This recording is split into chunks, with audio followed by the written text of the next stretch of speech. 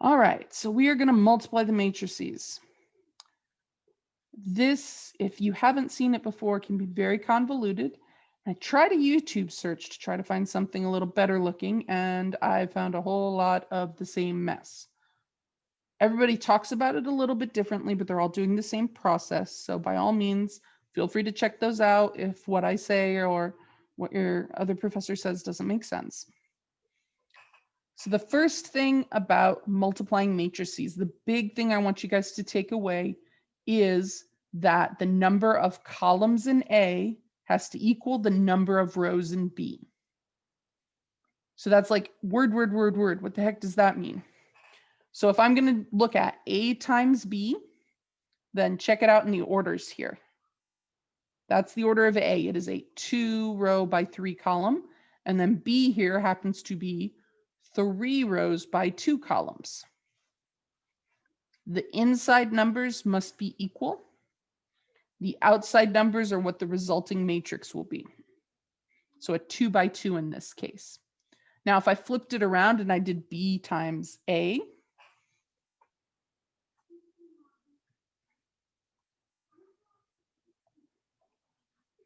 then B is a 3 by 2, A is a 2 by 3. These are equal, so I may multiply these, and the result BA is a 3 by 3 matrix. Now, did I actually calculate B times A? No. Could I? Yes. We're going to see how to do it in a second, but I want you to focus on, can you even do it? That's the first question when you're looking at multiplication. Now, I also want to point out over here, the product AB will be 2 by 2. The product BA is a 3 by 3. So are AB and BA the same here? Are they equal to each other from that definition we saw for equality? Because those were everything has to be in the same position, which means the positions have to be the same. There's only 4 in a 2 by 2. There's 9 in a 3 by 3. These, for multiplying 2 by 3 and 3 by 2 matrices, the forwards and backwards will never be equal. Now, there are certain matrices where we at least get the same dimensions. If we're multiplying square matrices, the result will be square. And most of the time, that is what we end up playing around with. So a lot of times when people do this, it's the order of the first matrix, the order of the second matrix. The middle two numbers have to be equal, and they will no longer be part of the end result. And then the outer is what the order of the resulting matrix will be. So just row, column. Insides are the same, outside is the dimensions of the answer. Now, to actually crunch the numbers here, I'm going to talk you through the way the book did it, and then I'm going to go to the side and write it a different way. We're still going to be doing the same process, but we're going to position things a little bit differently, and hopefully it makes a little more sense. All right, so what we are going to have in each of these is, if I want to know what entry is going to go in the first row, first column, I'm going to take the first row of the first matrix times the first column of the second matrix. So row by column. That's why I always say row by column, because when you're doing matrix multiplication, that's what you do. So the row times the column, we take the first entry in each one and we multiply them. And then we take the next entry in each one and we multiply them. And then the last entry in each one and we multiply them. And then we go back and add those results. So it's a very weird process. What we're doing there is what's called the dot product.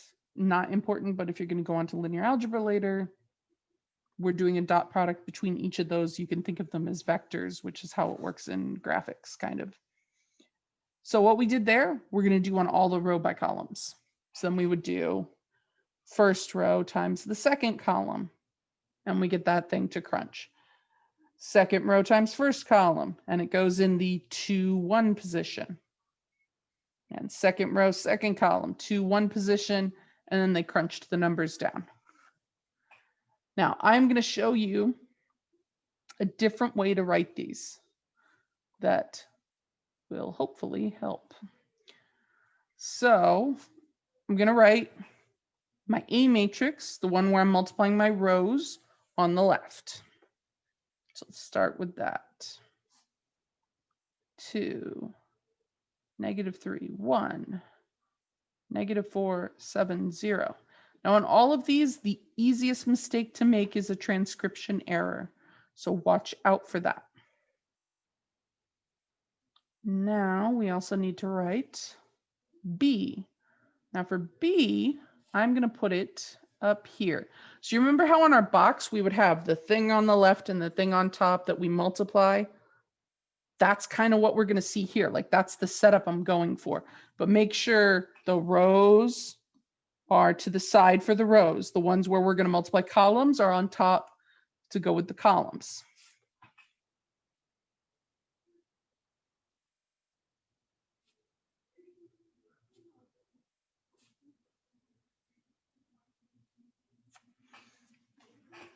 All right. Now I'm going to bracket in where our result is going to go. Now the process we're doing here is still the same, but I want you to think of this. Let me go with this. As one of the ways I had it described to me is this is like a tree, and now it is going to fall. Whoo. So that -1 is going to smush and fall on the 2. That 10 is going to smush and fall on the -3. The 8 is going to smush and fall on the 1. So each of those where they positionally fall, we're going to multiply and then add the results of those. So we're still doing the same process. It's just now they line up a little better, whereas before it was very like here and here and yeah, it looks like I'm doing a bad 80s dance. So -1 times 2 is -2. 10 times -3 is -30. 1 times 8 is 8, so +8 there. And then the tree, after it's crashed through that floor, boom, goes down to the next one. So -1 times -4 is going to be 4. 10 times 7 is going to be 70. 8 times 0 is 0.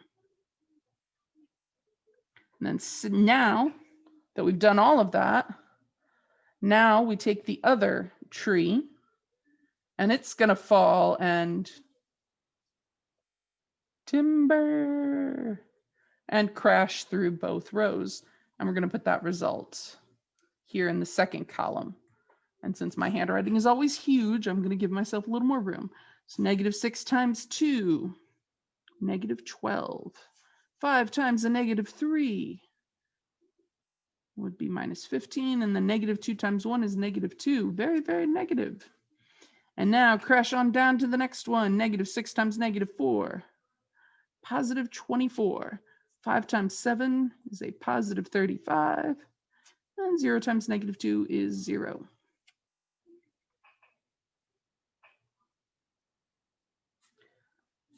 So hopefully that process kind of follows, I guess, a little more naturally, for lack of a better word. And then last step is we're just going to clean up each of the calculations, which of course use your calculator if that is what you are most comfortable with.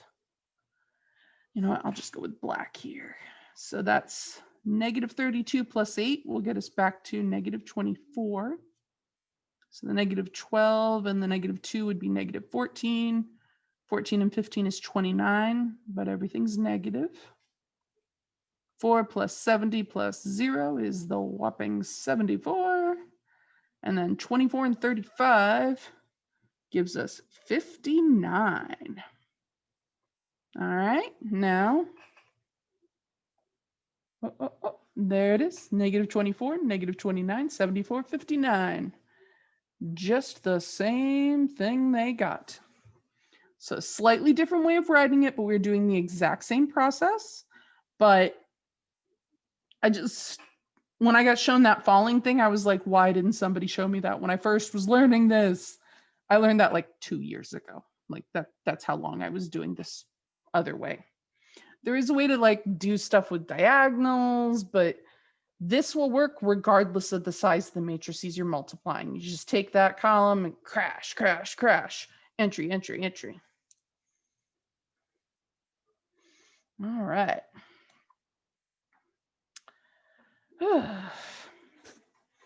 So here they have a very fancy way of writing.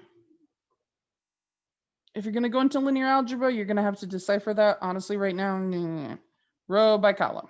That's really what it's all saying. All right, now here they've given us 3 matrices and they want us to practice multiplication with them. So we'll go ahead and do this, and then I'll leave the last 2 for the other video. And then it does say, if possible, just like we saw with the addition, everything had to match perfectly, same size. Here, I have to have the row entries by column entries match. Now, the cool thing is, like, if you try to set it up the way I was doing with having the trees crash through, well, if the tree's too tall or too short, it don't multiply. All right, so A times B. A is a 2 by 2. B is a 2 rows by 3 columns. And then C is a 3 by 1.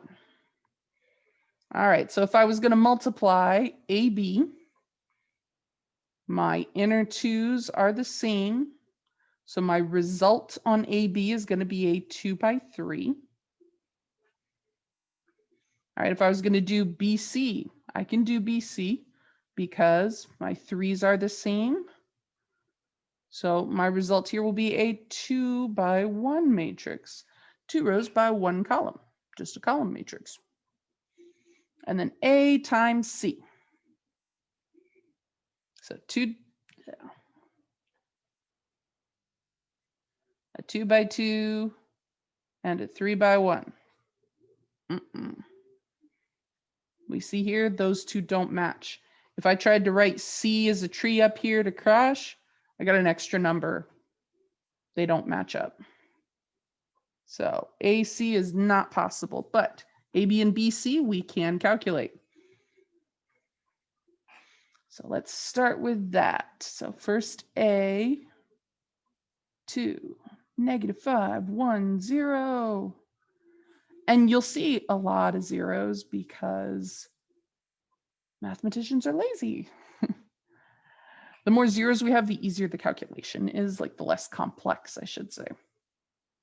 Then B, 3, and then 6, 5, and then 0, 4, and then -8. And just so you know, that is not how people tend to read matrices. They usually read a row, read the next row, read the next row. It's just the way I was writing. I did it different. All right. So our first one, 3, 6. Come on down. You're the first contestant to crash through the floors. 2 times 3 is 6. And -5 times 6 is -30. Now crash through. 3 times 1 is 3. 6 times 0 is 0. So we're just going to get a 3 down there. All right, now our next one, we are going to take the 5, 0 column and crash that through. So 5 times 2 is 10. 0 times -5 is 0, so 10 plus 0 there. 5 times 1 is 5, and then 0 times 0 is still 0. And then finally our last one, 4 by -8, 4 times, crash that through. 4 times 2 is 8. -8 times -5 is a +40. And then 4 times 1 is 4, plus negative 8 times 0 is 0. All right, so there are all of our entries. Now let's turn that into the appropriate matrix. So 6 minus 30 gives us a negative 24. 10 plus 0 is 10, and then 48, and then 3, 5, 4. So we don't have a context to interpret this, but I want to point something out to you. Down here, I got 1, 0 as my row, and I ended up with 3, 5, 4 as my bottom row. 3, 5, 4 actually was the first row in B. So I ended up by multiplying by 1, 0 as my second row in my first one. It reproduced the first row in that position. So all of those row operations that you guys were learning about to get reduced row echelon form, they can actually be simplified down to elementary matrices. So that's something you can make use of in programming, but it takes a lot to keep track of it all. All right, so there was AB, bubbing. All right, now we're gonna do BC, which since C is a column, it's actually gonna come out really nice. So I'm gonna scooch this way.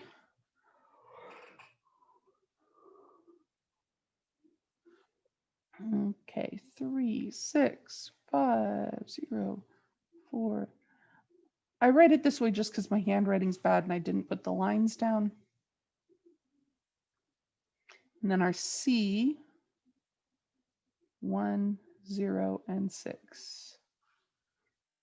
And see, I can crash this appropriately. I've got 3 entries across, 3 entries in the column. All right, so it falls down. 1 times 3 is 3, plus 0 times 5 is 0. 6 times 4 is 24. And then it falls through to the next floor. 1 times 6 is 6. 0 times 0 is 0. 6 times negative 8 is a negative 48. And then we just clean it up. So that is going to be 27 on top and a negative 42 on the bottom. All right. Cool. We did the thing. One more.